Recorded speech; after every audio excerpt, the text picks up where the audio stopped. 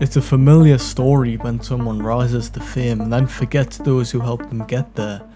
The money, power and status is all intoxicating, and for John Pork it was no different.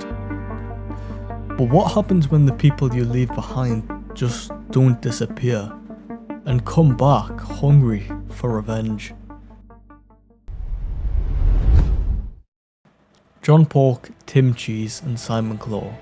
A pig, a rat and a panther. 3 childhood friends. For Simon, an orphan, they were family, but time drifted them apart. John found fame online, surrounded by celebrities, living large and forgetting those who mattered. Left behind, Tim and Simon were forced into the underworld. But it didn't last. The law caught up with them eventually, and as they were cornered by the police, Simon let himself be taken, also that Tim could escape. During Simon's 5 years in prison, he didn't get a single letter or visit from John Pork. When Simon was released, Tim was still there, but his own world was falling apart. His wife, Tina Cheese, had betrayed him with none other than John Pork. When Tim found out about this, he snapped. One cold night, as John walked with his friend Pengu, Tim struck, shot, in the back of his head. John Pork fell dead. The fallout was instant. The world wanted answers and vengeance. Pengu, Bob Bacon, Marvin Beak, and Agent 5.5 all came for blood. Tim and Simon became the most hunted. However, they still made the first move, kidnapping Agent 5.5 and hiding him on a remote island. But Bob Bacon had connections, and Pengu had placed a tracker on Tim's boat already. The island quickly became a war zone. Tim and Simon were outnumbered, and in a desperate moment, Tim fled and hid in an abandoned hut. But Marvin Beak had already found him. Just as Marvin was about to pull the trigger,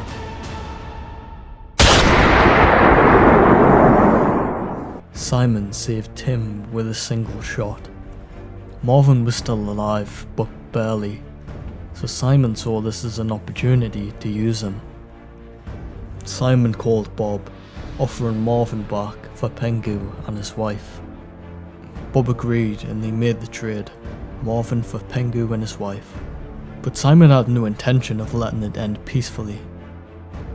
Pengu's wife collapsed dead, his knees dropping to the floor, broken. Simon watched the aftermath silently. Simon and Tim still weren't finished though. Bob Bacon was next. They stormed his compound with nothing left to lose, and Bob's pig army fell one by one. And at the centre of the chaos, Bob Bacon was killed. But peace never came. A few days later, Simon's house exploded. Him and his wife barely survived. And then came Tim Cheese. At first it looked like he was there to help, but help doesn't come holding a crowbar. Tim began to beat Simon with that very crowbar, then dragged him to the old bridge from their childhood, where him, Tim and John used to play. Tim had no words for Simon, just action, and so he threw him off the bridge.